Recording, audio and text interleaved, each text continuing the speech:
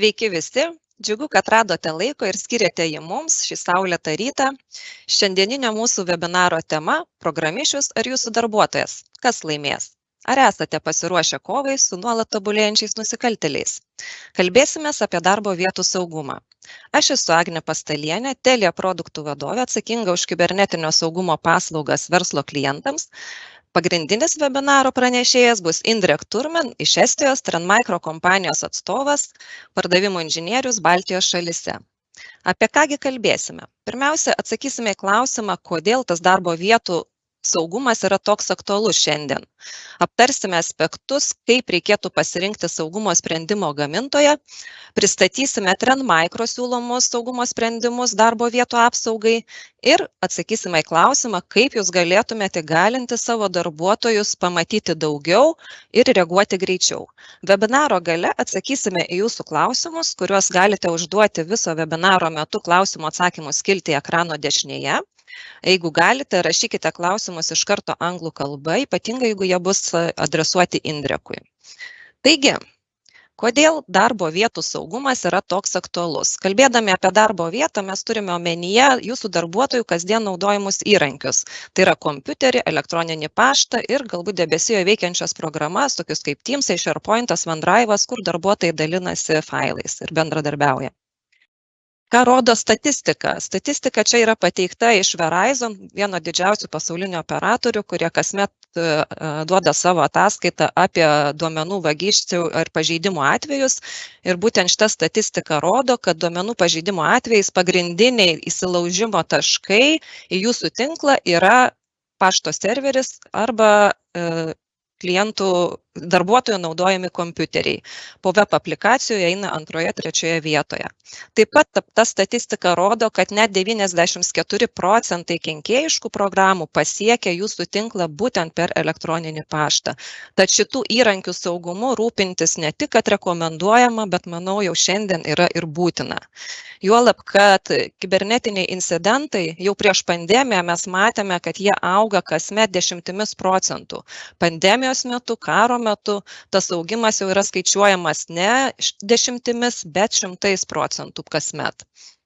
Na ir tie incidentai yra skausmingi ypatingai mažoms įmonėms, nes statistika vėlgi rodo, kad net 60% smulkių verslų patyrę kibernetinį incidentą yra priversti užsidaryti, nes tiesiog nepakelia patirtų nuostolių. Kodėl tos atakos taip auga, kodėl jų toks mastas yra didžiulis? Todėl, kad jas suorganizuoti yra labai pigu ir paprasta. Išmanesnis studentas, moksleivis, programišius gali tai padaryti nemokamai, o jeigu tingi, gali tiesiog įsigyti tą įrankių dėžutę, kažkokią tai kenkėjišką programą ar ką, kas galėtų padėti jiems organizuoti ataką, pradedant nuo $5 iki kelių šimtų. Taigi, o motyvaciją tie nusikaltėliai tikrai turi. Ir aš jau nekalbu apie studentą ar moksleivį, kuriam tiesiog padaryti kažką ir kad tai suveikia ir dar kažkas pamatė, jau yra apdovanojimas. Bet tie tikrieji nusikaltėliai, kurie turi ir finansinį motyvą įsilaužti jūsų įmonę ir pavogti duomenis ar pridaryti kažkokios kitokios žalos. Ir visi duomenys juodojoje rinkoje turi savo vertę ir jie gali būti parduoti.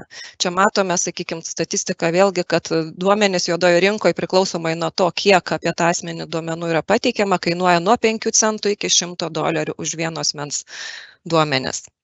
Na ir plus mes dar, ką matome, mes turime savo bendrai asmens duomenų apsaugos reglamentą, kuris vėlgi grasina nemažomis baudomis. Ir pasaulyje mes jau matėm, kad buvo nemažai ir pasaulinių korporacijų nubausta milijoniniam baudom.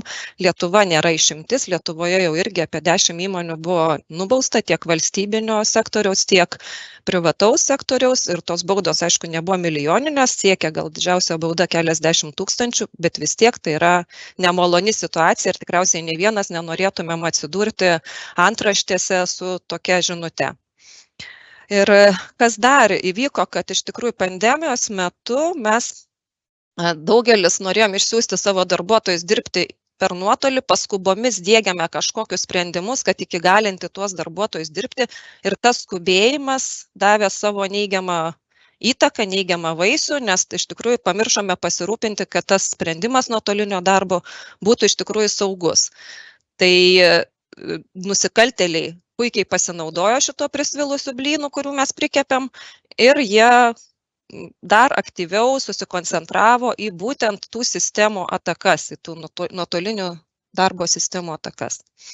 Jeigu galvojam, kad Lietuva yra kažkokia išimtis, kažkokia sala vidury vandenyno, kur ošia bangos ir kvepia pušynai ir kad čia nieko nevyksta, tai iš tikrųjų netiesa. Lietuvoje sukčiai ir nusikaltėliai lygiai taip pat aktyviai veikia. Čia kaip pavyzdį įdėjau tiesiog labai neseną straipsnio antraštę, kad, sakykime, Kėdainiuose buvo išviliota 73,5 tūkstančio eurų iš vienos įmonės sukčiams įsilaužus elektroninį paštą. Ir matome, kad tas augimas, kai yra išviliojami pinigai iš įmonių, yra nuolatinis. 20 metais buvo 5 milijonai eurų išviliota, 21 10 milijonų, o jau 22 metų per pirmus 3 ketvirčius buvo 8 milijonai eurų išvilioti iš įmonių. Tai vis dėlto ta statistika nėra džiuginanti. Taigi, reikėtų visą laiką galvojant apie savo IT sistemų plėtrą, IT sistemų kažkokius pakeitimus, visą laiką galvoti ir kaip užtikrinti tų sistemų saugumą. Biudžetuojant savo biudžetus IT išlaidoms reikėtų nepamiršti, kad atskira eilutė būtinai turi būti numatytos ir saugumo priemonės. O kai jau renkamės tas saugumo priemonės ir renkamės, kokias jas pasirinkti, aš manau, kad labai verta pagalvoti, iš kokio gamintojo mes jas perkame. Nes iš tikrųjų tai nėra tas pats, kas nusipirkti krapų ar burokėlių šaltibarščiams pas bobutę turgui. Iš tikrųjų yra svarbu, kas tą sprendimą pagamino, nes į to gamintojo rankas mes patikime savo įmonę, savo duomenų saugumą, savo verslo saugumą. Tai aš rekomenduočiau, renkantis saugumo sprendimo gamintoją, pirmiausia atsižvelgti, ar tas gamintojas turi nuosavą grėsmių tyrėjo ar ekspertų komandą, kuri pastoviai nuolat analizuoja, kas vyksta pasaulyje, kokie nauji pažeidžiamumai, kokios naujos grėsmės, patys ieško tų grėsmių ir tų pažeidžiamumų, nes jeigu jie patys suranda, jie patys gali greičiausiai sukurti ir algoritmus, kaip apsisaugoti nuo tų grėsmių ir tokiu būdu tuos algoritmus iš karto sudėkti į savo saugumo sprendimus, o tų saugumo sprendimų vartotojai gali iš karto jaustis saugus ir apsaugoti net ir nuo zero day atakų. Visi kiti, sakykime, turėtų laukti, kol kažkokia zero day grėsmė būtų užregistruota bendroje pažeidžiamumų bazėje, kol kažkas išanalizuotų, pasakytų, kaip nuo jos galima apsisaugoti ir panašiai. Tai jau yra laikas. O laikas yra labai svarbus. Mes nuolat esame lenktynėse su nusikaltėliais. Tai kuo anksčiau mes turime apsaugą nuo naujų grėsmių, tuo geriau. Kitas aspektas, į ką reikėtų atsižvelgti, tai yra sudiegtų saugumo įrenginių ar agentų kiekis. Būtent kiek tas gamintojas jau yra išsiuntęs ir pripardavęs savo įrenginių pasaulyje, nes visi tie įrenginiai tai yra kaip davikliai, kurie renka duomenis apie tas grėsmes, apie tai, kas vyksta pasaulyje. Tai kuo daugiau tų agentų, duomenų šaltinių, tuo daugiau statistikos, tuo daugiau analizės gali atlikti ta tyrėjų komanda. Na ir įmonės dydis bei pajamos irgi labai svarbu, nes tai parodo įmonės pajėgumą tiek žmogiškųjų resursų prasme, tiek finansinė prasme, pajėgumą investuoti į nuolat tobulinti savo sprendimus.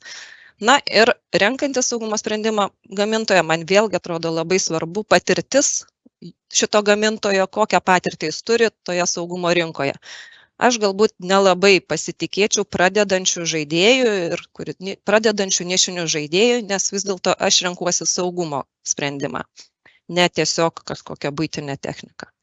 Ir taip pat visai pravartu yra pasižiūrėti nepriklausomųjų vertintojų įvertinimus, tokių kaip Gartner, Forrester ar kitų, kurie iš tikrųjų atsižvelgia į labai daug aspektų ir išanalizuoja visus gamintojus labai daug iš skirtingų pusių ir savo vertinimus pateikia ir sudėlioja, net sureitinguoja tuos gamintojus pagal tai, kaip jie mato juos. Taigi, būtent atsižvelgdami į šituos aspektus mes pasirinkome bendradarbiauti su Trend Micro gamintoju, siūlydami savo klientam darbo vietų apsaugos sprendimus Ir Trend Micro gamintojas turi dviejų tipų, sakykime, taip sprendimus, kuriuos siūlo darbo vietų apsaugai.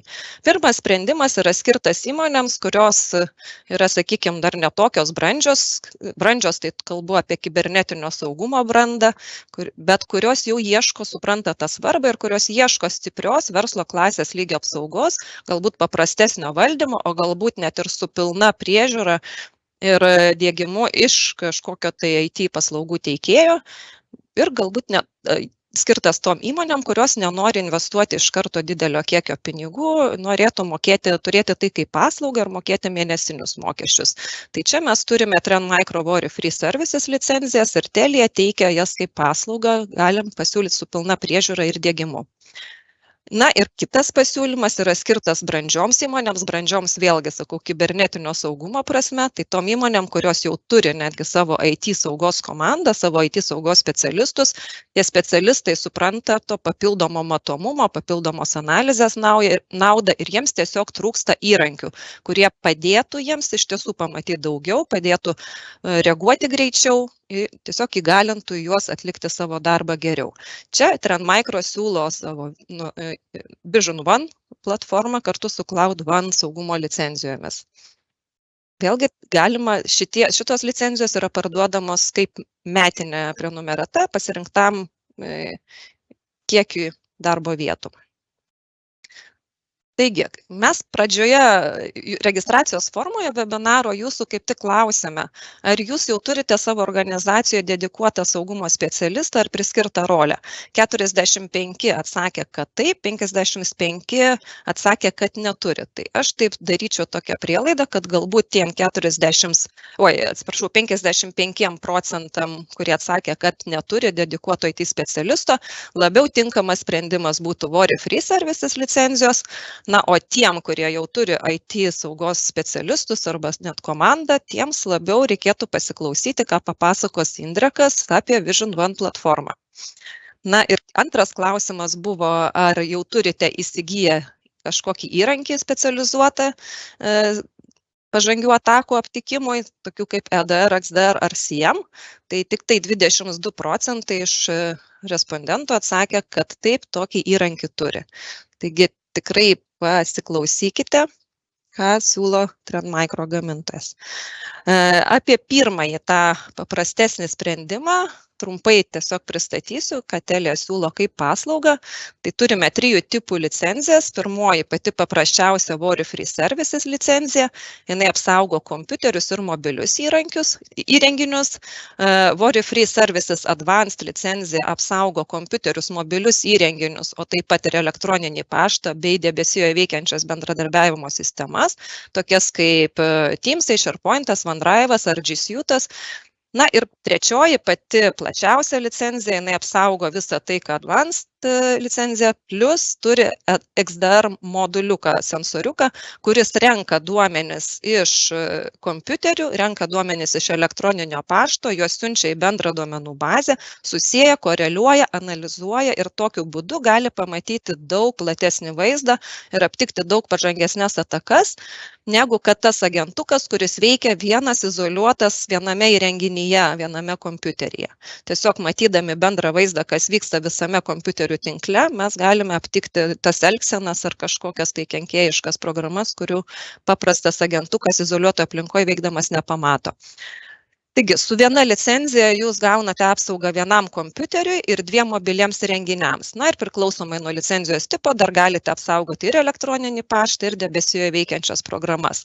Nėra jokių investicijų, nėra jokių įsipareigojimų licenzijų kiekį, galite keisti kada nori ir nėra jokių įsipareigojimų terminui. Jeigu norite, galim pasiūlyti su pilna priežiūra, su pilna diegimu.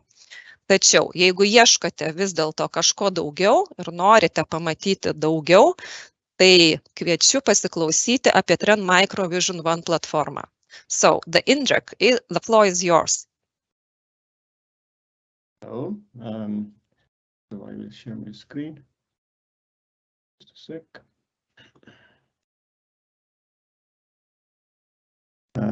Okay. So first famous question. Do you see my screen? Yes.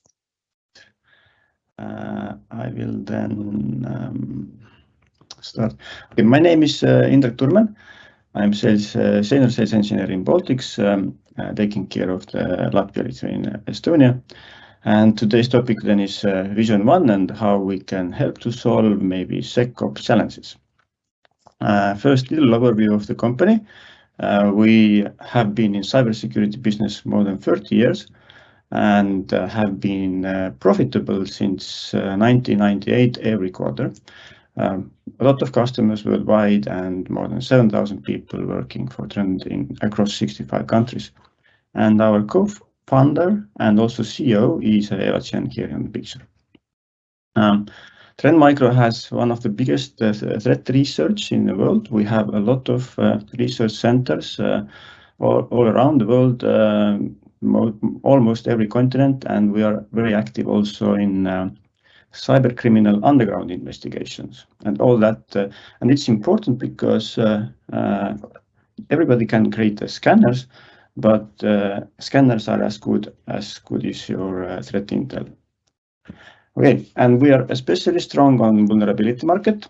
We actually disclose more than 60% of the vulnerabilities in the market. And why we are so good is that we have a zero-day initiative bug bounty program where we are getting a lot of vulnerabilities. We evaluate those.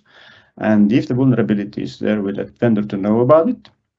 Vendor has 60 days to patch it, but all that 60 days we already apply security measures to our products. We have IPS model in endpoint security, workload security, and we also have a dedicated IPS in network level.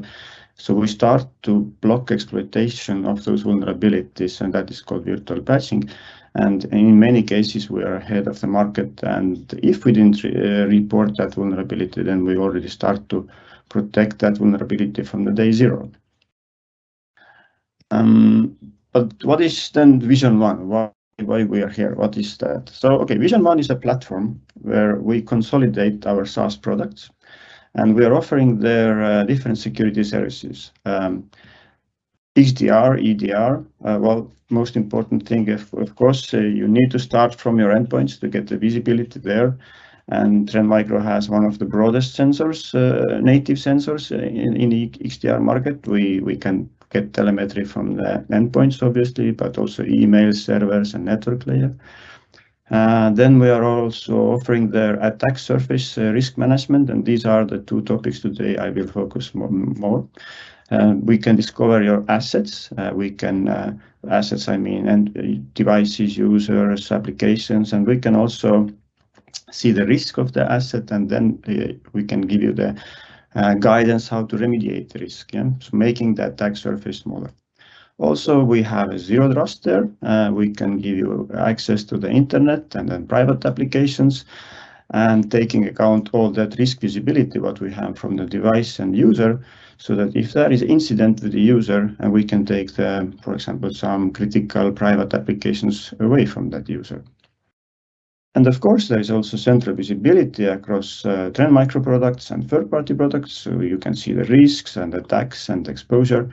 So this Vision 1 is a tool for different roles. Yeah, it can be tool for the CISO who wants to get the visibility of the threat landscape in your organization, the risk visibility and threats, and how we are doing in time, and how is our hygiene good, and etc. But the other hand, IT ops, maybe they are focusing on the protection layer, doing the policies, configuring everything, also checking the high-risk endpoints, starting to fix those issues. And SOC, they are mainly focusing in the XDR, EDR part, and also attack surface risk management as well. So Trend Micro, we really believe that attack surface risk management and XDR, they work in hand very well.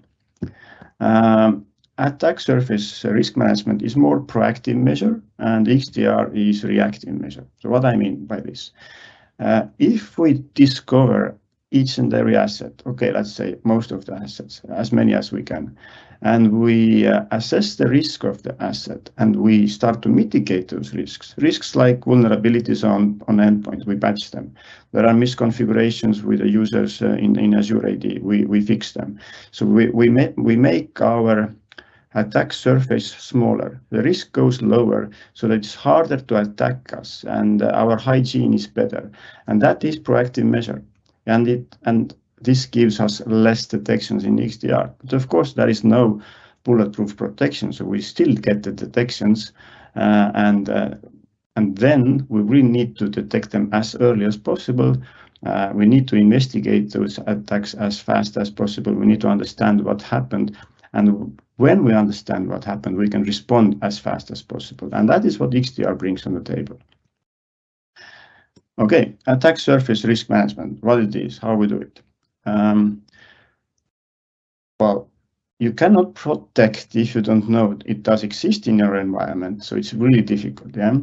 And those companies who got breached from the internet-facing assets, from the internet, yeah, attacking your services, in most of the cases, those attacks happened because organization didn't know that there is an asset facing the internet, or it was poorly managed or unmanaged at all.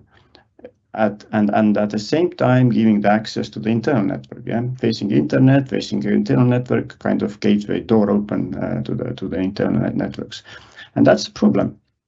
And why it is a problem? The problem is that your attack surface is growing all the time.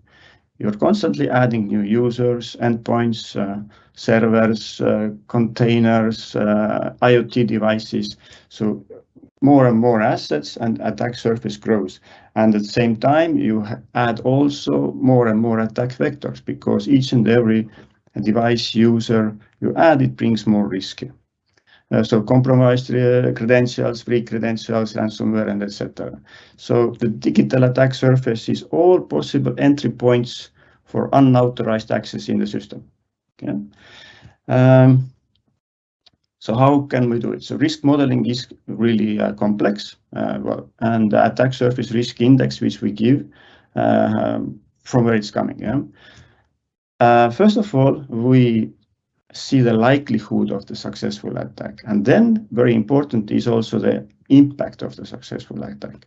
If you talk about likelihood, then likelihood comes from vulnerabilities in your environment, misconfigurations, suspicious activities, suspicious data access. You haven't implemented your security policies correctly, you are not compliant with regulations, and we see threats, and all that is likelihood. So more we see, more likely you will be breached. And the other hand, also important is the impact, and the impact is coming from the criticality, business value. What is the asset importance? What is the content around that asset? What is the impact of outage, and etc. And then we also add additional risk factors, how the user is behaving, how the device is behaving, how the cloud applications are used. Do we see rapidly maybe emails sent internally, phishing emails, or do we see files shared in OneDrive externally all of a sudden? Infrastructure configuration, very important component, vulnerabilities in your environment, etc. So bringing all that together, and if we have eyes on those layers, we can tell the attack surface index. Okay, let's demo it, how it does look in the console. This is Trend Micro Vision One platform. On the left side, we have quite a lot of functionality here, different menus, different applications. So let's focus at the moment the risk insight. Here in the dashboard, we give immediately a risk index of the companies from 0 to 100, or from where it's coming. Yeah? So different data like exposure index, how much of account compromise incidents we see in your environment, how many vulnerabilities you have, activity and behavior incidents, etc. Attack index, how many XDR detections, threat detections, and also configuration index, that how good you are configuring the security measures. And we can, and And we can give you a quickly overview that how you're doing with the vulnerabilities, for example, that how much of the highly exploitable unique CVs you have, and how has it changed in the time, yeah?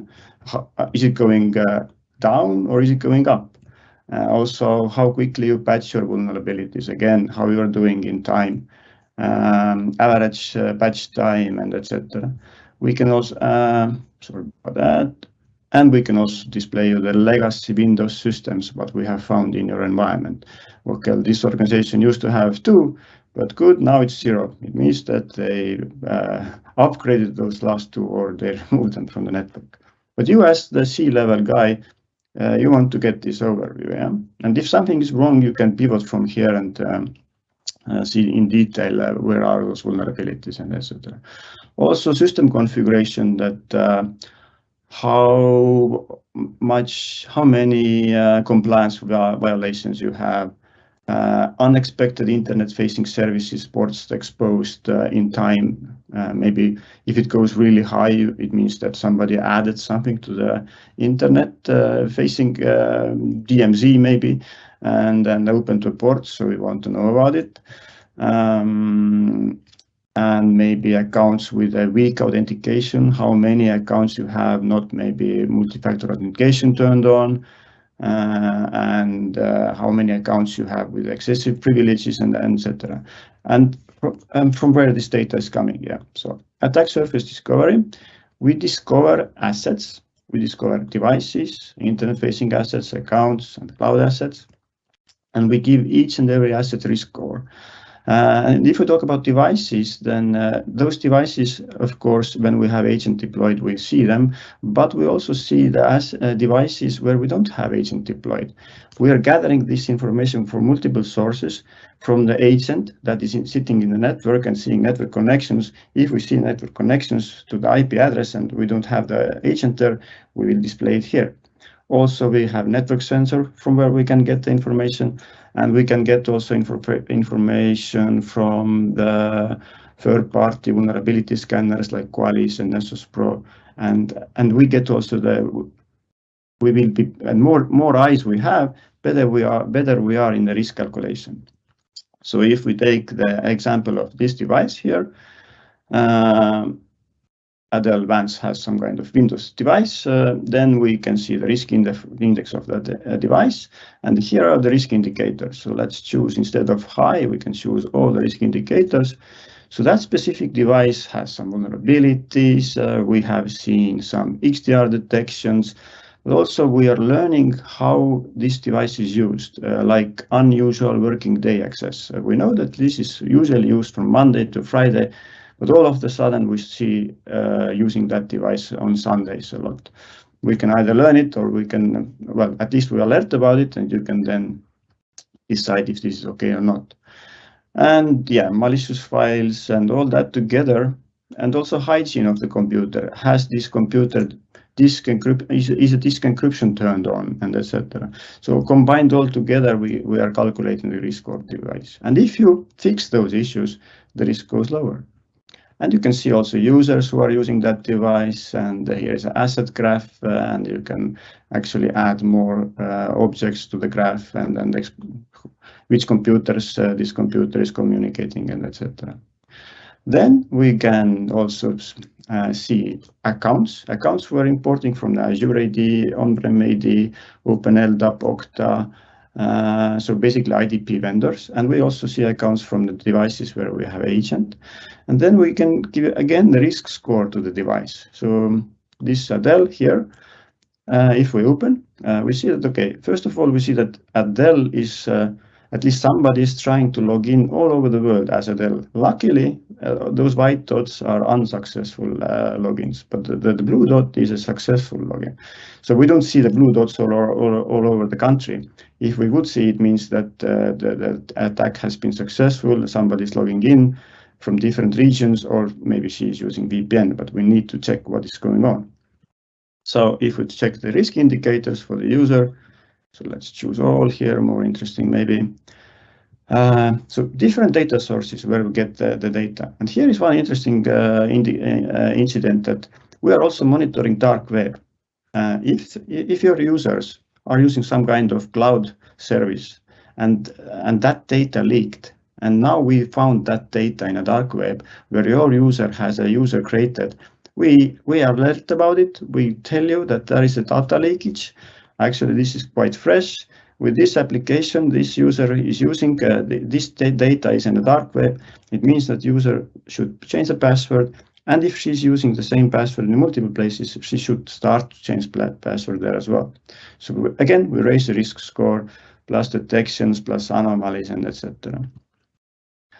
And we can also check what devices she's using. So she's using Windows and also Android here in this case. In operational, and one important thing, internet-facing asset. We can discover all your internet-facing asset. You just give us domains, what you want us to monitor, and we can list all what we can find from the internet. Services, what are open, what ports are open, and we give the risk score of the specific asset, and you can see the incidents or actually issues, what you have. New ports popped up, which we haven't seen before.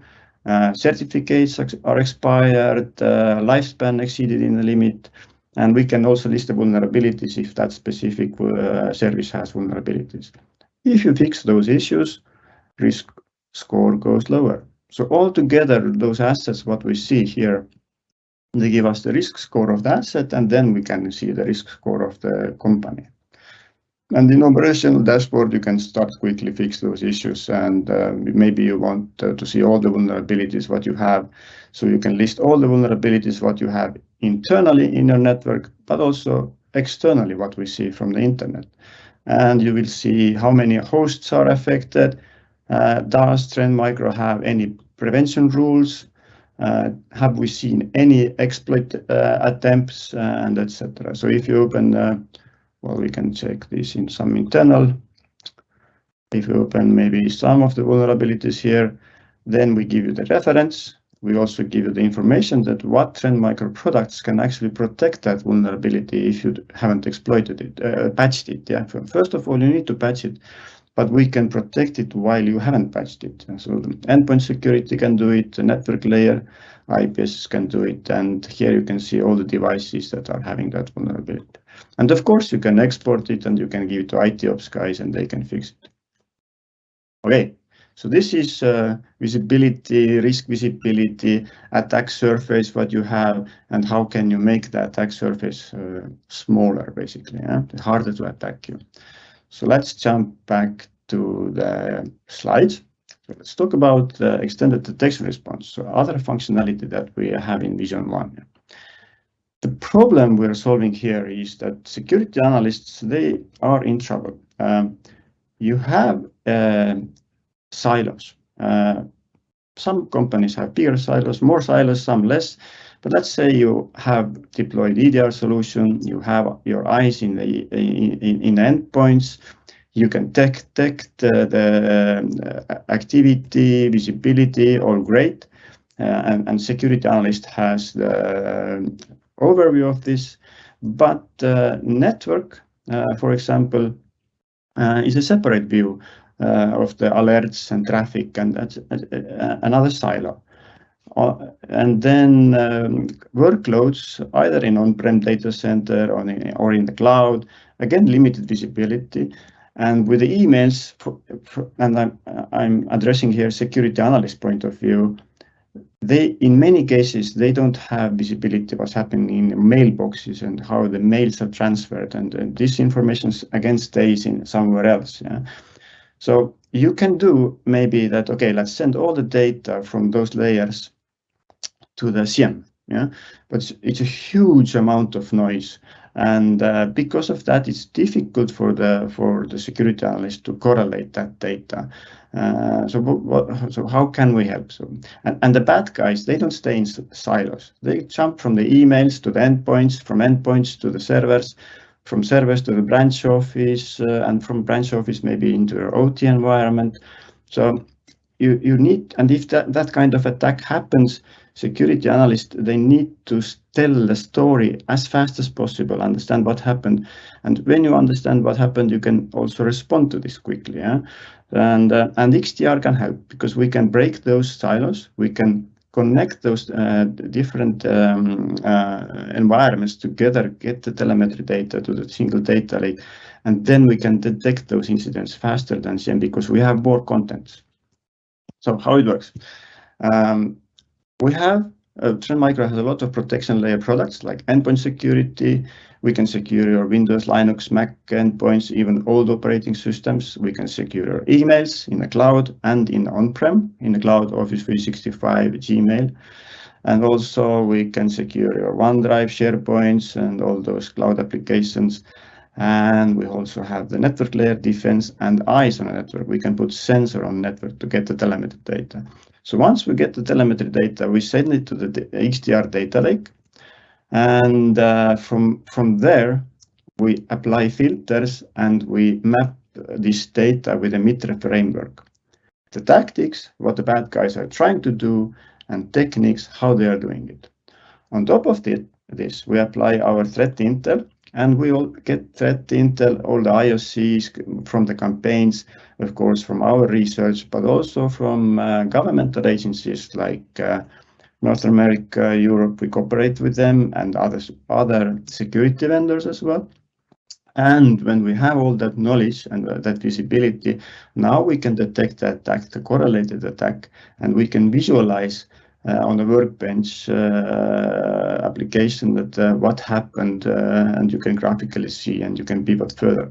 So instead of sending all the thousands of the logs to the SIEM, we are sending one high fidelity alert to the SIEM, or maybe 2 or 3, but you get the point, yeah. As an example, we have here a company with 1,000 devices in 7-day period. They send 1.25 billion raw log to the data lake. Out of that, with the filters, we get 5.5 detections. And from the 5.5 million, we get 29 correlated alerts. And from those, in average, we get 1.75 incidents. And that can be done automatically in the XDR. And you can actually also respond to this automatically. Instead of just detecting, you can also respond quickly, either as administrator manually, but you can do the security playbooks and you can respond automatically. So that's the idea of the XDR. Okay, demo. Let's move to the console.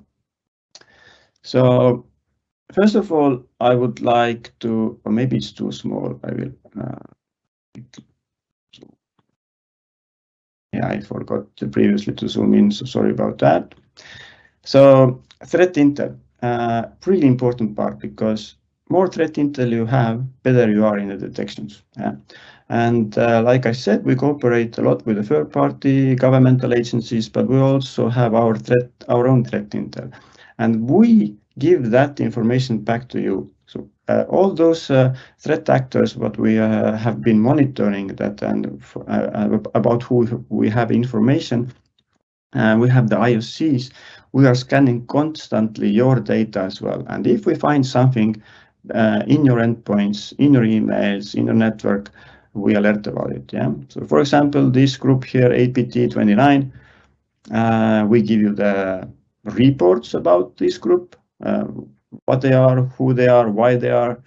We give you all the tactics and techniques, what they are using to get in your environment, what kind of tools they are usually using, what malware they are using to get in, what kind of vulnerabilities they are exploiting to get into your networks, and also indicators.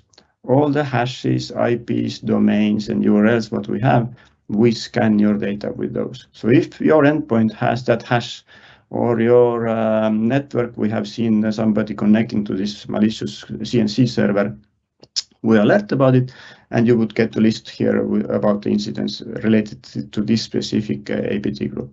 So all those incidents, they go to the workbench, and those workbench are, let's add more here to the picture, correlated alerts. You see what happened, credential dumping maybe, what is the impact scope, how many users are affected by this. And if we have, so let's take this example here, we have 1 endpoint, 2 users, and 3 email accounts affected by this attack, suspicious web access after suspicious email. We can open it and we can see graphically what happened. So 2 stages. possible spear phishing link sent. So these are the objects related to the email. And then rarely accessed domains from the endpoint. So what happened here is actually that this guy here sent an email to Jukka and Kalle, but Kalle was the one who clicked this specific link, and then bad things started to happen on endpoint. I can quickly quarantine this message here from the XDR console in Office 365, for example. I can delete the message. I can add this URL to the block list and share it to other layers and to the third party. I can submit it to the cloud sandbox for further analysis. And from the endpoint, I can isolate the endpoint. I can run my custom scripts, but I can also check the execution profile, that what happened process by process on the endpoint. Why this connection was created? Okay, that was created because of the Internet Explorer. Okay, easy, understandable, but it was, and then I can investigate further. Now I know what happened. I can respond quickly. I can isolate the endpoint. I can delete the email, and that can be also done automatically. So if we talk, so we can go to the workflow automation, security playbooks, and we can create the playbooks. Yeah, so let's say I want to automatically respond to the incident. So that's the playbook here. If I see the workbench alert, and let's say I want to change the severity, that if I see critical and high alert, I want to respond automatically. And in case of the high suspicious objects, I will do maybe these actions automatically here. So let's change, I don't want manual approval for the high suspicious object. But suspicious objects, which are maybe not sure are they bad or not, I want to have a manual approval. I will send an email. I can also send a webhook if you want to the Teams channel, the notification, and I can do these actions. I can delete the email, quarantine email, collect the file, submit file to the sandbox, and isolate the endpoint. So these actions are done automatically, either with a manual approval or not. Yeah, it's up to you. And after the playbook runs, it alerts and you get the result. Yeah. One thing more, if you are choosing the platform, very important part is the third-party integration. So how well does the solution integrates with the other security solutions? Trend Micro has a wide range of the vendors who we integrate with.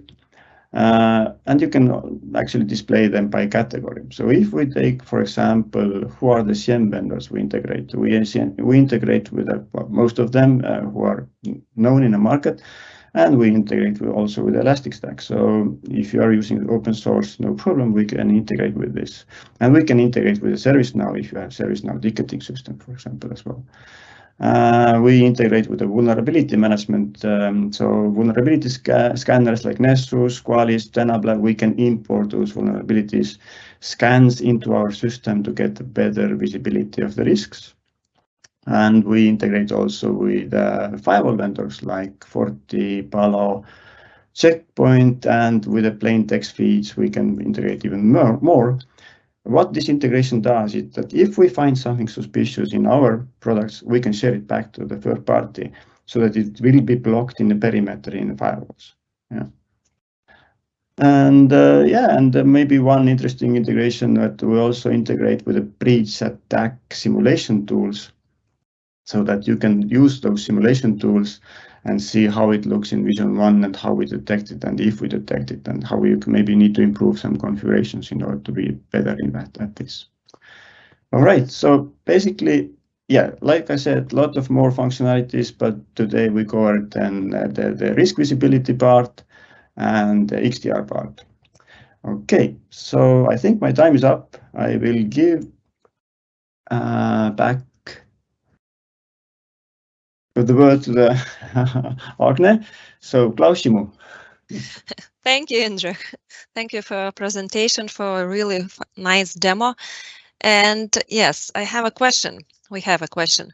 How would you compare this Vision 1 platform to CM? If I don't have any of those tools, should I be thinking first about acquiring Vision 1, or first I should go for CM? And for instance, if I already have CM, would I still benefit having Vision 1? Okay, so if you don't have SIEM, it means that you need to. Well, if you don't have SIEM and you don't have the XDR solution, then for sure you should start from the XDR, because you want to have a good protection layer, and you need to have you want to detect incidents fast, and you also want to respond to incidents, because with a SIEM you don't have integrations back to the protection layer. But with XDR, you have integrations back to the endpoint security, email security, network layer, so that you can do those response actions in an automated way. So for sure, you should start from the protecting and detecting incidents and then sending those to the SIEM. But if you have SIEM, it means that you are already a bigger organization. You need to collect logs also from the IoT devices, from your databases, and etc. Then XDR actually works very well hand in hand with the SIEM. So we can do this endpoint, email, network layer incident correlation in a SIEM much quicker and better, and we can give the high fidelity alert to the SIEM that, okay, this is the incident, please jump to the console and have a look what happened. Yeah. So so it's not either or both, it depends the organization, but yeah, if you haven't done yet anything and you have maybe protection layer, you have some malware prevention, but you don't have EDR and you have no eyes on email, then for sure you should start adding more protection and visibility on the endpoints email, and that's the XDR. Okay, thank you. Thank you. And okay, another question would be, if, for example, an attack is happening during non-working hours, how can Vision One help in this situation? Because most probably I don't have people who are sitting day and night and on the weekends and so on and all the time 24/7 in my organization. So can Vision One automate some responses, and can it help? Yeah, well, actually, I demonstrated that. So security playbooks are there that can automate it. Yeah. So if you don't have SOC analytics sitting behind the computer 24/7, then if you have created some playbooks, you can automate the response, of course. Yeah. So this is possible. That would be my answer. Yeah. Okay. Thank you. Okay, we had one more technical question, if we will share the video material of the seminar. So yes, we will share, we will send you a link, and the video will be available on Telia YouTube channel in a week or so. And I guess that's it. So I see in the chat some question in English. I can at least I can. Okay, sorry, I missed that. I can take Sorry. those. So the first question is the integration with the firewall. Minute can analyze firewall logs, analyze and order firewall to make an action, log filter, etc. So integration with the firewall. We have two integrations, two types of integration with the firewall. So one integration is for the risk visibility. We can get the firewall web access log to our risk insight data lake in order to be more precise with the risk calculation to see what applications users are using. So that is one of the integrations what we can do, and that is done today via Splunk. So if you have Splunk and you are sending the firewall logs there, then with the Splunk as a single source, we can get the logs to our risk insight XDR data lake. Sorry, risk insight data lake. But the XDR sense, we have integration, like I said, that if we detect suspicious object, IP address, hash, URL, domain, yeah, and this detection comes from different layers. What we have, like emails, endpoints, and also when we detonate something in a sandbox, and from sandbox analysis we get that this is suspicious IP address, this is suspicious hash. We put all this to the suspicious object list, and this suspicious object list can be shared with a firewall vendor. So how it works that we have actually one virtual machine in your data center, and that is sharing via web those suspicious object lists. And your firewall can then get that list and you can create the preventive rules with those IP addresses, hashes, and domains. Now it depends on firewall, what it can do, but Forti, I know it can do it, Checkpoint, Palo we can do, and Cisco we can do also with the plain text feeds. So this is what we're doing with the firewalls.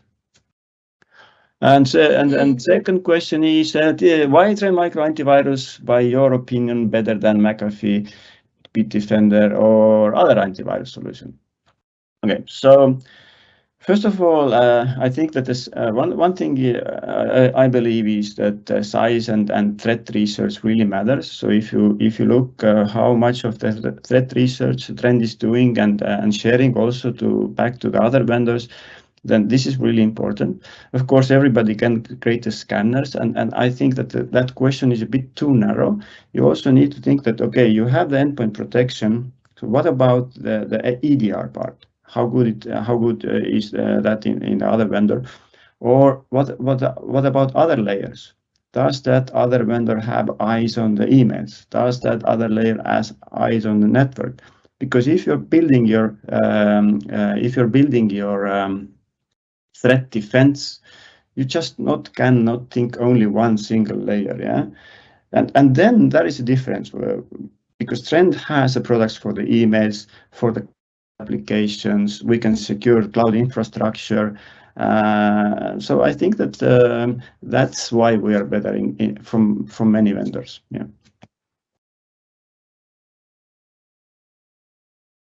Yeah. But I don't see more English questions. If there are Lithuanian questions. Yeah, I already answered Lithuanian question. So I guess that's it. Maybe some few words which you want to say, the final No, I'm sentence. Fine. So if no more questions, then ačiū. Yeah. Thank you, everyone. Ačiū visiems už dalyvavimą. Tikrai pasidalinsim vaizdo įrašu, maždaug po savaitės. Matysite į Telia YouTube kanale. Ir iki kitų susitikimų. Thank you, Indrek. Ačiū visiems. Bye. Bye.